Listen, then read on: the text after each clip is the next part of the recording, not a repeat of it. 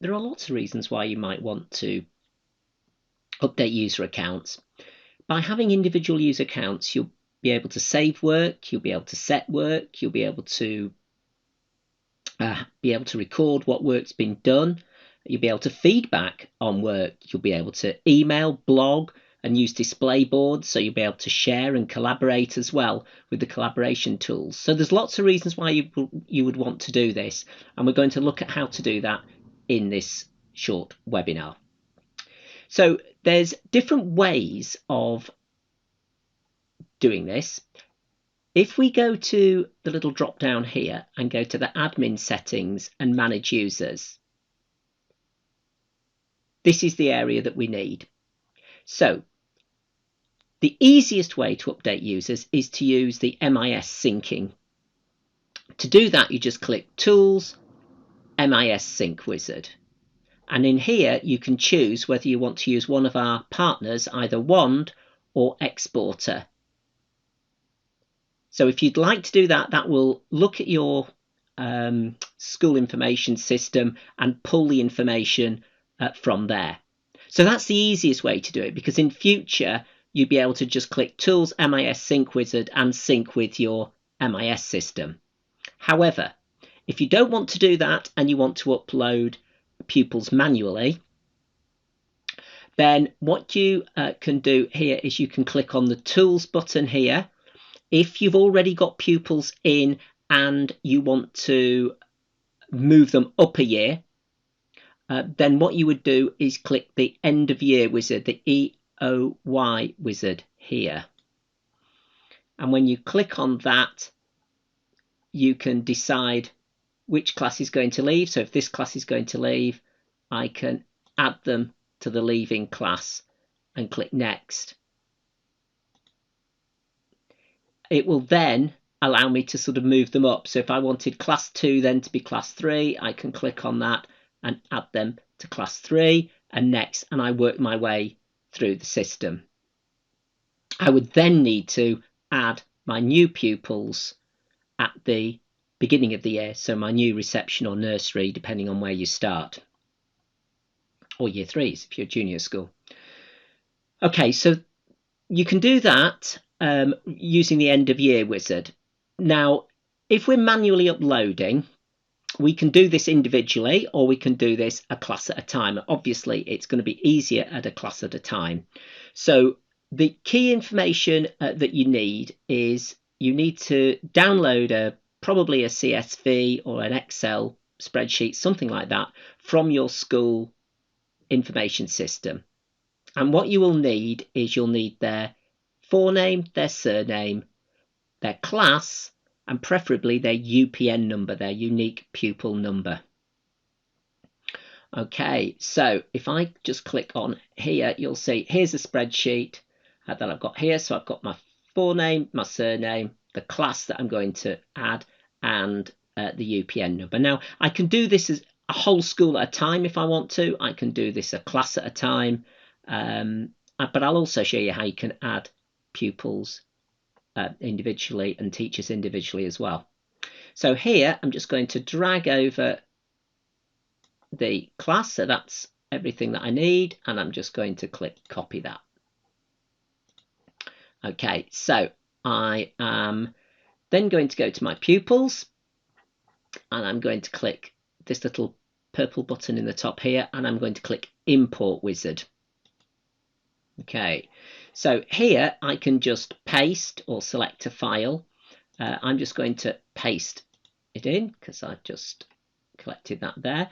And you can see it says first row is a header. Well, actually, I didn't have a header on that one, so I'm just going to take that one off. And then I'm just going to click Next. And it just wants us to confirm here what these columns are. So I'm just going to say this is the first name, this is the last name, this is the class, and this is their UPN number. Then I'm just going to go Next. Okay, and then it asks you what format you want the username to be in. We usually recommend forename and surname initial for pupils. If this was staff, you'd probably maybe go for forename, initial and surname. That's how I usually break it up myself, but you can just have initials and full names if you want to. So I'm just going to click next. Then it asks you to select what type of password you want. Now, if these are younger children particularly, you might just want picture passwords where they can just click on a couple of pictures on the screen to log in. I quite like that. So if I click 2-digit picture pin there, that will create 2 pictures, and you can see actually they look like numbers in here, but those will actually represent pictures. If you click picture pin itself, you'll get a 4-digit password, so that'll be 4 animal pictures that you have to click on. Okay, but if you went for animals, you can see it will just do random animals with numbers after them, and again colors, things, just changes like that. And you can have more complicated ones if you want, but I'm just going to go for the 2 pictures and then next. And you can see it's added all those. That's absolutely fine. So just click finish. And if I want to, from here, I can export or print the pupil login card. So I could click on there and I can choose, do I want them as an Excel spreadsheet list?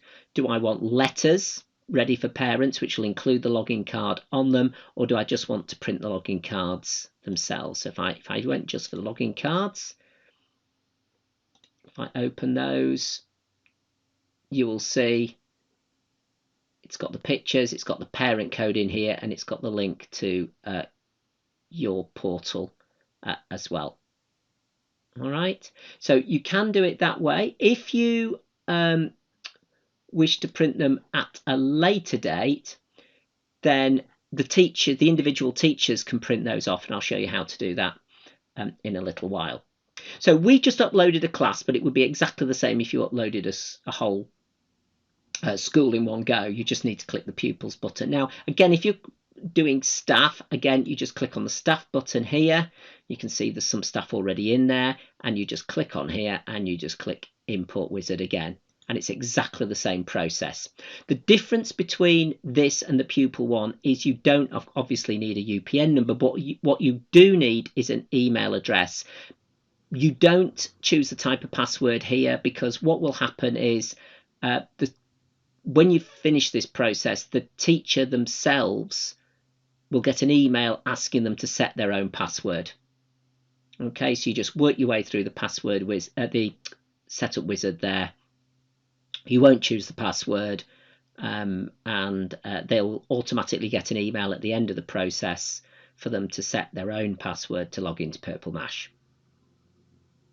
Okay, so if you've put the class in for the pupils, it will automatically generate a class. So can you see here, it's automatically generated class CL4, and it's got 31 pupils in there. Now at this point, I've not allocated any teachers to it. If I had uploaded teachers and put their class as CL4, then they would be seen here and they would be able to view CL4. Okay. If you've not uploaded the teachers, you want to do that manually. If I double click on CL4, you can see there's no staff in it, so no staff can currently see this, and you can just click select staff and choose the relevant one. So if I wanted to see that one, I can just click on there, OK, and save, and that means I will be able to see that class. But teachers can see multiple classes if they want to as well. So if I look at this one, you can see there's several teachers can see this class CL3. And you can also choose the year groups if you haven't already done so in here. So if you've got classes that are named something like trees, like oak class or something like that, you can indicate in here which year group they are. This is important for the end of year wizard, because the end of year wizard needs to know which year they're in order to move them up. So if your classes don't reflect the year, then you just need to make sure the relevant one is ticked here. Okay, if you want to upload an individual pupil, just click on the individual pupils button there, just pupil, and just click add. And here you can pop their first name in, their last name. You don't need to use an email. You can give them a username. So if this was Joe Blogs, this could be Joe. blogs, username Joe B. I can give him a password. So if I want it to generate passwords, I can say I want it to generate a 2-digit password. So that's done that. Again, you can input the UPN number in here. There you go. You choose the class that they need to be in. So they might be in class 4 as well. And you can select the year group that is, and that class 4 happens to be a year 6 class. If you want it to generate a parent code, you can just click generate and it'll generate a parent code. If they're in any groups, again, you can click on the relevant group and then just click save. And that account has been created. And it's exactly the same with staff. So if you get a new member of staff, again, you can just click the plus button. You can complete this. But obviously for a teacher, you need the email in here because it needs to be able to send the email to set up the account. And you can also select here whether they're a teacher or an admin. Now, admin accounts will be able to edit in here. So they'll be able to add users, delete users, etc. So you might want to decide what type of account it is. Again, you can just pop their username in there, select which class they need to be able to see, and then just click save. And that's it. They've created, and they will automatically get an email to set their password. If you're using groups within your school, and this applies not to admin necessarily, but to class teachers, then they can just click the groups button and they can create a new group. So we could give it a new group. So this could be the bridge group, which is maybe an SEN group that I've got here. It could be, I'll just put SEN. I can add the staff that need to be able to see it. Danica's going to be able to see it, and I need to add the pupils. Now, if you've got a lot of pupils, of course, in your school, I only want children from CL4. If I just pop CL4 in there, I can select individual pupils for that, and they will be added to that group. If I wanted another class, I can click select pupils. I might want from CL3.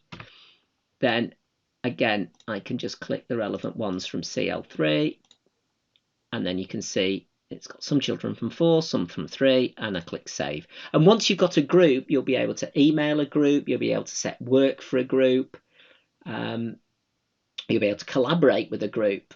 So groups can be very useful, and you can create as many groups as you like, and the teacher will only see the groups that they're a member of. Okay, so they won't see all the other red, blue, green groups across the school. Okay, so I'm just going to come out of this area now. So just to recap, I got to the manage users by clicking on the little drop down button next to the avatar here and going to admin settings and manage users. Okay, so that's how I got there. If I wanted at any point as a teacher to print the pupil login cards, you can see again, there they are. So it's little drop down, admin settings, print pupil logins, and then choose the class. Or you can choose individuals. So if I just wanted Alex Wilkinson's login details, I could just click one child. If I wanted a letter home, I can go letters to parents, and I can open up the PDF, and you can see there's a letter. It's actually embedded in here, the login card, and then there's a letter home. And you can print those off for the whole class in one go as well if you wish, by just clicking on there, and that would select all the pupils.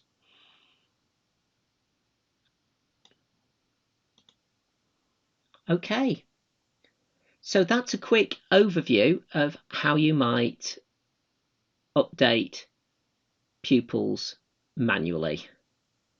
When you've moved them out, say at year 6, then they initially, if you want to know where the accounts go initially, if I go to manage users again, you will find them in the trash bin before they get deleted. So you can see those are ones that have already gone out of the system. So if you want to find them, and if you need to, if you've deleted them by accident, you can click on them and restore them back as well. Okay, so the main things you need to remember is the little tools button at the top here. You can use the MIS syncing if you've got that set up. It's very easy to do. If you're not quite sure, contact support and they'll talk you through it. You can import using the import wizard straight away from here as well. And if you've already got pupils and just want to move them up classes, then you can use the end of year wizard. If you're wanting to use Minimash in the early years, if you click the early years section here, you can see there's Minimash settings in here. So if you click on that, what I would suggest you do is if you should be able to see your classes in here. So select the class that you want. So let's say CL4 is the nursery or the reception class. Then what I can do here is I can create a tray for every pupil.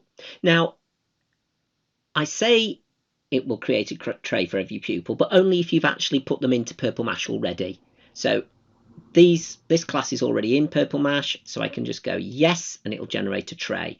If you want them to go straight to Minimash and not see Purple Mash at all, then you can just switch it here to yes, and they would not see Purple Mash when they log in. They'll only see Minimash. Likewise, if this is a older class and you don't want them to see the early years area at all, you can click on here and say no, and it won't show the early years area on Purple Mash at all. Okay, but if we've created a tray for every pupil, and I've just clicked save there, what it will mean is that the teacher could actually log in at the beginning of the day on the limited number of devices you have in the early years setting, and the children could then just select their tray to save their work into. It also means, though, if the child's at home and they create something in Minimash, they can just click save. So I'll just show you. So here we're in Minimash. I'm just going to change the class to CL4. Games. What it will mean is if a child creates a picture, for instance, or any other piece of work, they can do some work on here. They can click the big purple button, they can click save. If the teachers log them in, then what they'll be able to do in a moment is select their tray, Abby, and it will name it and date it and save it straight into that tray. If they're at home and they're individually logging in, it will just save it straight into Abby's tray anyway.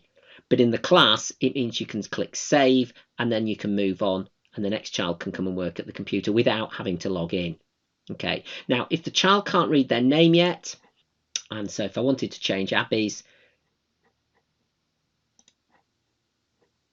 I click the pencil button, click on the image, I can give a nice picture if I want to, so she can find that, or I can click choose a file. If you click choose a file and you're using an iPad, it'll ask if you want to use the camera, but if you've got the pictures on your computer, you can just browse, find the picture that you want. Let's say that's Abby.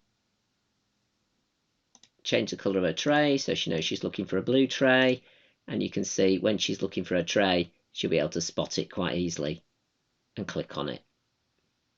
Okay, so it's very straightforward if you want to do that within Minimash, but you will need to make sure that the child has an account, that you've loaded their details onto Purple Mash already, and then this work again will go up with them when they move into either sort of reception or year one, whichever it is. All right, so that's something Minimash and account setup in there. So just to recap, if you want to set up for early years, then you just click the early years button there and you go to the Minimash settings, and then and once you're in Minimash, you can adapt the trays, etc.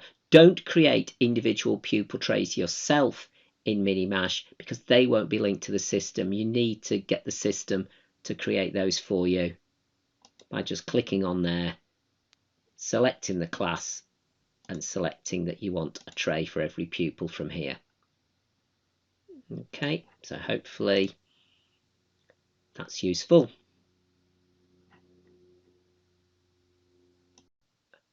I hope you found that useful. Just a quick recap. You need to look for admin settings and manage users.